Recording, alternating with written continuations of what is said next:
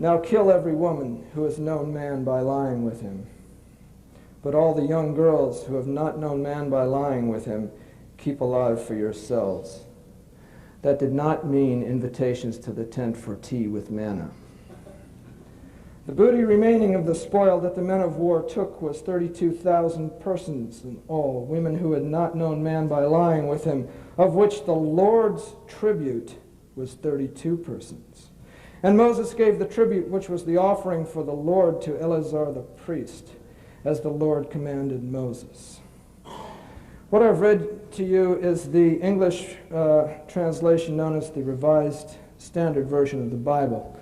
In the King James Version, it's a bit closer to the original, and it stipulates that this offering to the Lord, this sacrifice to the Lord, was to be an heave offering to the Lord. Now, the book of Leviticus gives instructions for heave offerings, every kind of sacrifice, wave offerings. In a wave offering, the sacrifice is cut up, and the bloody parts are waved across the altar so that the stones become fairly uniformly covered with blood. In a heave offering, it's a somewhat more celebratory ritual.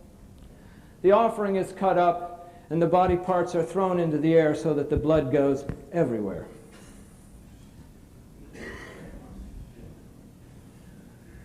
Yeah. Well, what's the point here? I might mention that if there were 32,000 virgins, how many mothers and aunts and sisters and daughters went straight to the slaughterhouse? Yesterday you heard from Napoleon Chagnon, the world's leading authority on the Yanomamo Indians. I'm not an authority on the Yanomamo Indians, but I have been a student of Napoleon Chagnon's for over 20 years, so I think I know a little bit about him.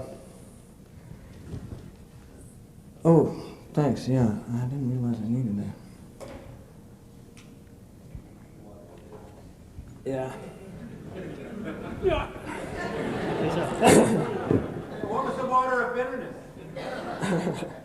Questions later. I'm trying to remember what I was going to say. Napoleon Chagnon, yeah, the Yanomamo.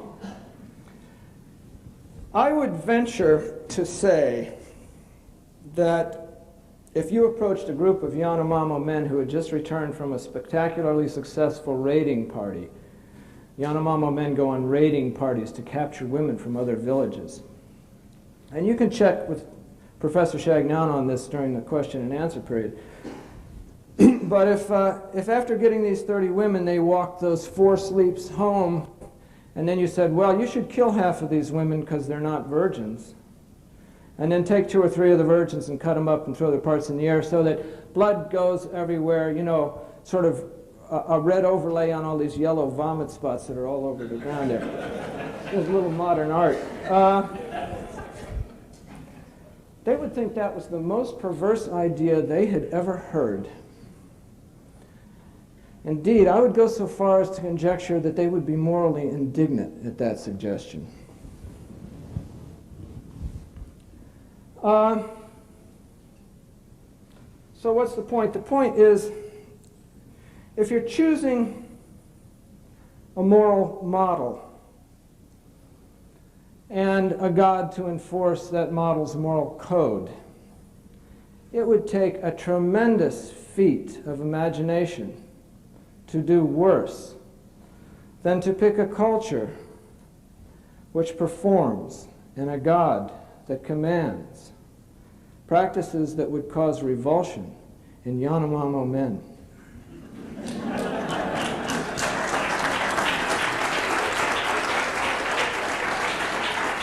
And yet, it's that God that most of the Western world worships. And is that these people's fault? Not for a moment. They weren't selling it. It just got bought. It's the responsibility of the buyer.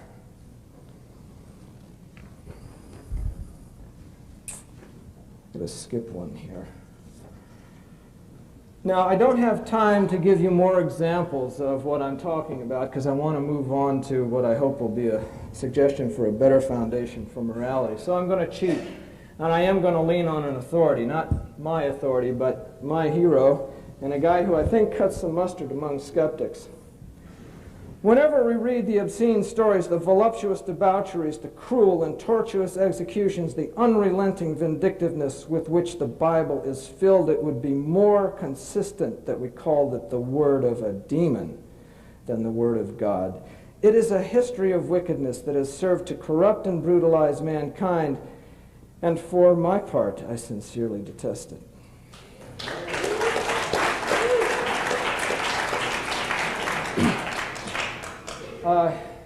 I want to focus on this word corrupt here. You know, do people really believe this? And did they really believe it in Thomas Paine's time? The answer is no. And the answer is yes. And therein lies the problem.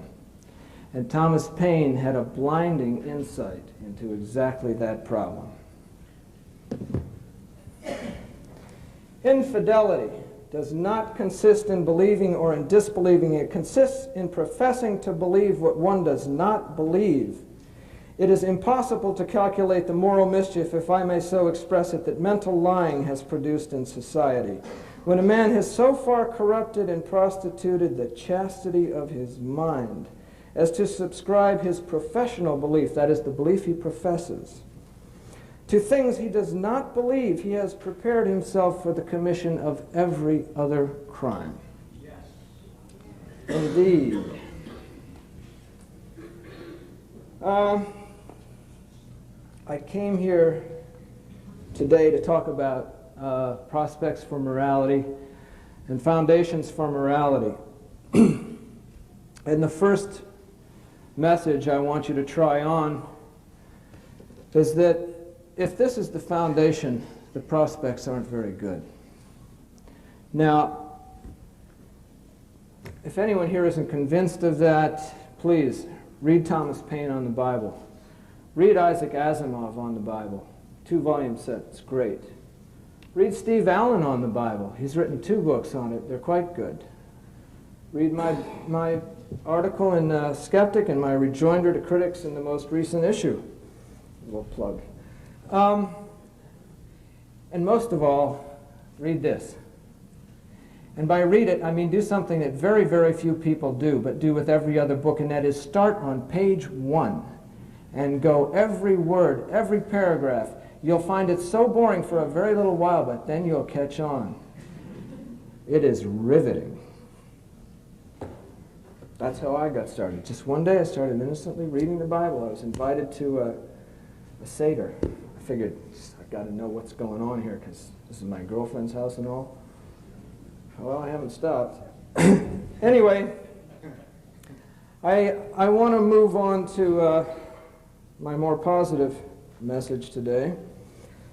And I'm going to make an argument. That argument will require that you entertain, at least for the next, I'm not doing too bad, 35 minutes, my definition for existence, my criterion for existence. We're going to get down to basics here. A sound in the forest that no one hears, does it exist? That's an old conundrum, and it's similar to a better known conundrum, which came first, the chicken or the egg? And it's similar because knowledge has invalidated both of these as conundrums. People who think that evolution is true, which is kind of like thinking that the world is round, know the answer. That the egg came first, and it was laid by a bird that was one mutation short of being a chicken. No matter how you want to define chicken, just so you define it closely.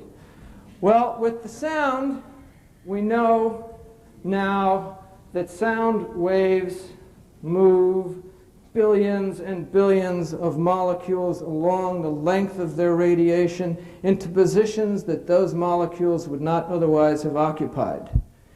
And they interact with molecules and forces thereby that they would not otherwise have interacted with, and so on and so on. And pressing this all the way, there will never come a time in the history of the universe